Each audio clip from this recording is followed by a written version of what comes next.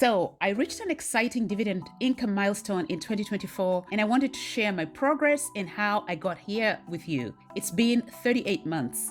So I opened up a brokerage account on Questrade about the end of 2021, and in October of 2021, I received $1.62 in dividend income from 20 shares of XEI, that's an ETF. In November, I received $3.72 from 3 different payments, and in December of 2021, I received $56.56 for a total of $61.90. That's all the proof of concept I needed. Once I saw the increase in dividend income over those 3 months, I realized that the more I invest, the more income I will receive, and probably a lot more. And so seeing the dividend income come in over those 3 months changed my spending habits completely. I started to focus and invest more and more in my portfolio. And as you'd have seen from the title of this video, I'm now receiving an average of $70 per week in dividend income. Now remember that for about 8 weeks in 2021, I did not receive $62 in total. And now I get to receive an average of $70 per week. That is very exciting. That is very motivating for me. Please note that the focus of this video is the progress of my dividend income and does not necessarily reflect the overall performance of my portfolio. So the capital appreciation, so growth in the value of the stocks, is not the subject of this video. And of course, that is the greater increase in value of my portfolio, because the growth in the value of stocks is significantly more than the dividend income that you receive from the stocks. So the focus of this video is on dividend income because I'm looking to create a new stream of income, passive income in the form of dividends. Hi, my name is Molly. Welcome to TWM. On this channel, I share the progress of my investment portfolio and other areas of financial discipline. I'm hoping that you are encouraged by this video to invest for yourself in the stock market. Over the last 38 months of this portfolio, I have learned that there are 2 different things you require to invest successfully in the stock market. You do not need qualifications in accounting or finance. The 2 things you need to successfully invest are: 1, you need a sound mind to make decisions, because you'll need to pick your stocks or index funds or exchange traded funds. Trust me, they're not so hard. There's so many pre-analyzed products in the market like index funds and ETFs that you don't need to do any analysis, but just invest in. The second thing is you need to have your emotions under control because there's volatility in the market. There are ways to manage that as well. You just automate contributions to your investment account, so then you're not always looking at the market. The other thing to remember is that over the long term, the market always goes up. So you'll just have to choose to ignore the ups and downs that happen every day. So even if the market drops sometimes and stays low for months or even a year, like we had in 2022, the year immediately after I started investing, you stick with it and eventually it recovers. So anyway, let's go to the numbers. But before we look at the numbers, a bit of housekeeping. If you enjoy content like this, please consider liking this video and subscribing to my channel. It encourages me to continue making these videos. I'm hoping that by sharing my investment journey and other financial lessons, people will be motivated to invest for themselves and to turn their finances around. Also, the YouTube algorithm uses the number of subscribers and likes to more widely circulate a video. I'm hoping that I'll be able to encourage more people through my videos to invest in the market. Now to the numbers. So what I have here is I have downloaded the activity summary for my brokerage account on Questrade, which is the portfolio I'm sharing with you. And you will see here in the spreadsheet, column B is transaction date, and that would be the date on which I would have received the dividend income. Column C is action, really just dividends. Other actions might include buys and sells, commissions and foreign exchanges. But this is basically just dividends because that's what I'm sharing with you. Column D is tickers. Now, tickers are codes by which stocks trade on the stock market. For instance, the ticker symbol for Visa is V, Johnson & Johnson is J&J, Coca-Cola is KO, VTI is the ticker symbol for Vanguard's Total Stock Market ETF. So, ticker symbols, column D. Column E, just the description of the stock. F is the quantity of stocks for which I am receiving dividends or that I hold that are paying me dividends. So that's column G, net amounts received. Column H says currency. If you've watched some of my prior videos, you'll know that I love Quest Trade, in part because it allows investors to hold stocks and receive dividends in the respective currencies in which they're investing, either Canadian dollars or US dollars. And so all my stocks that I buy off the US stock markets are in US dollars.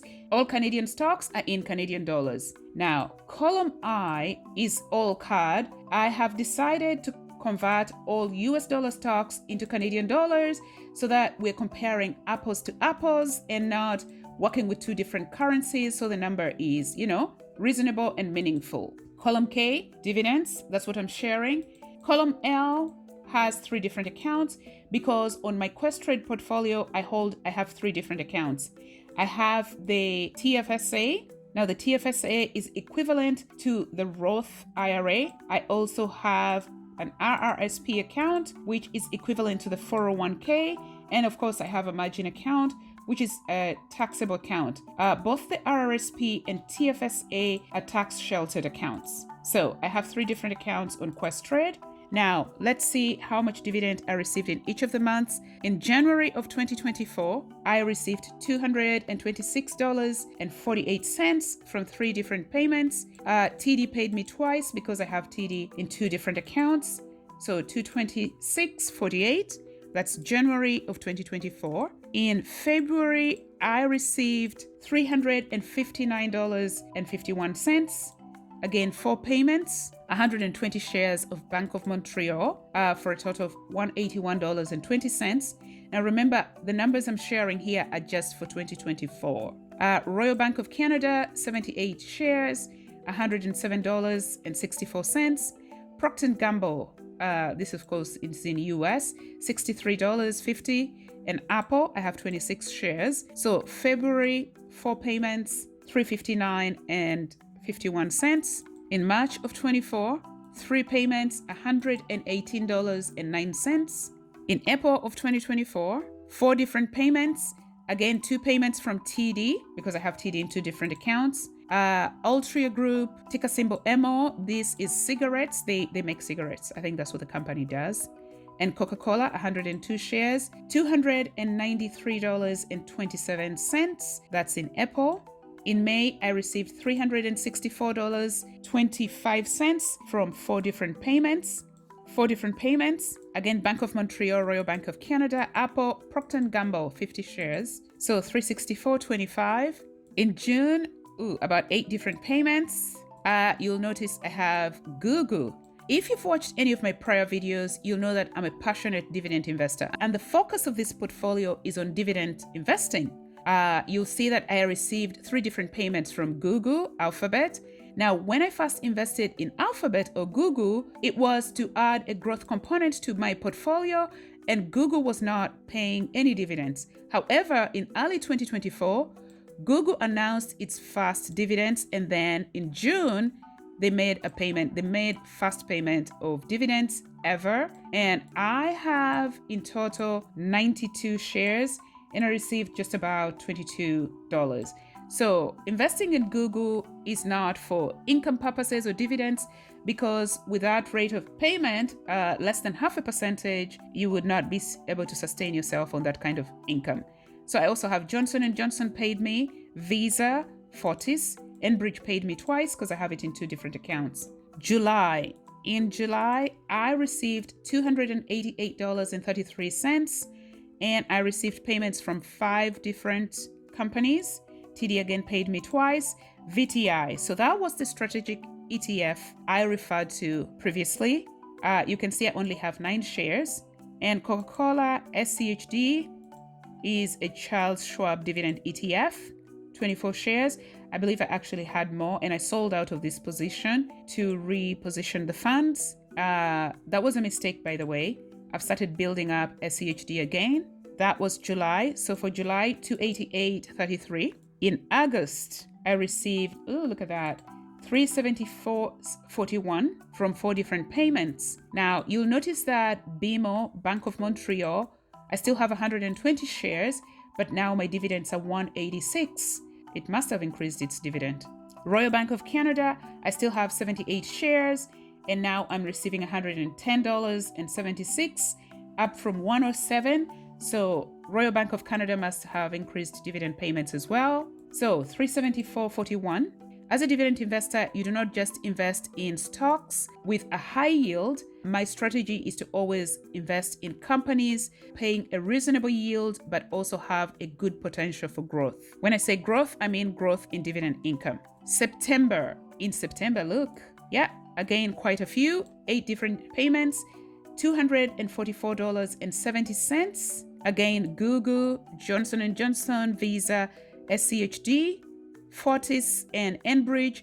Fortis is a utility company, I believe, and Enbridge should be energy. So that is September. Then October. In October, I received $259.83, 4 different payments. Again, TD paying me twice because I have it in 2 different accounts. And then in November, $425.04. This is the first time I passed the $400 threshold in a single month. It's the highest I've received in a single month. And so again, 4 payments from 4 different companies. You'll notice that Bank of Montreal shares I have now increased to 149. I was at 120.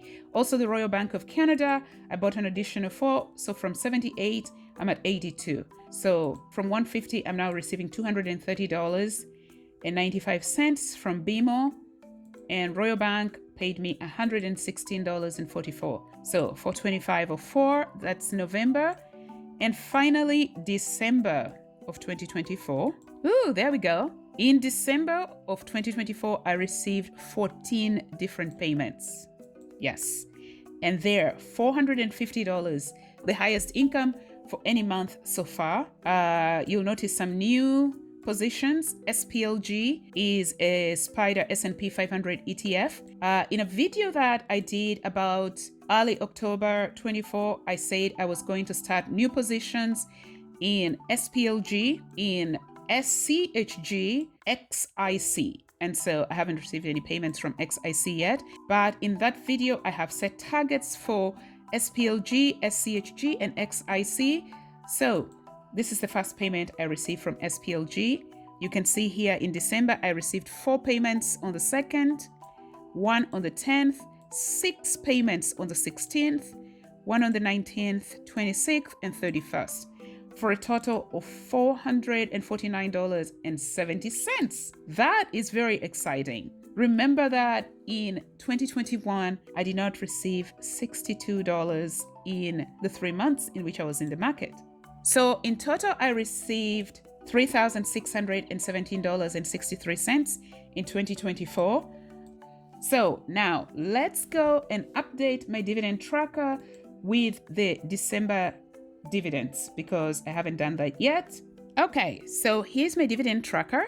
And so you'll notice it starts from 2021 and the first 9 months are blocked because I only started investing in October. And so as I indicated earlier, $61.90 is what I received in total dividend income in 2021. In 2022, I received a total of $889.10, which is equivalent to $17 per week. In 2021, the $61 is equivalent to $1.19 per week in dividend income.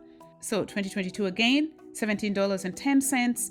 2023, I received a total of $1,667.62, which is equivalent to $138 per month, $139, and $32 per week. And so now to 2024, the last year we've been reviewing, let me add the December dividend income, $449.70. Et voila, a total of $3,617.64 in total income in 2024. That's equivalent to $301.47 in monthly income, passive income, and that's equivalent to $69.57 or $70 in weekly passive income, as I indicated in the title. If we look at the month-over-month comparison, for instance, you'll notice that in 2021, I started with $1.62 in October. Then 22 was 76.25. And then in 2023, I received 278.84. And 2024, October, almost 260. November, 372, 48.46, and 352 in 2023. That's November, and 425 in November of 2024. How about December? 56.56 in 2021, $139.43 in 2022, $152.74 in 2023, and 450 almost in 2024. So those are my numbers for 2024. Very heartwarming, very encouraging. I can project that I expect to receive about double the amount of dividend income I received in 2024 in 25. So at least $7,000 in dividend income in 2025, barring any unforeseen circumstances. That will unlock a new personal best for me of over $500 per month in dividend income in 2025. Also note that I never cash out. I'm always reinvesting my dividend income in the portfolio in order to speed up the compounding and the growth of the portfolio. Anyway, I hope you enjoyed the video and found it helpful. If you did, please consider liking and subscribing. Thank you for watching.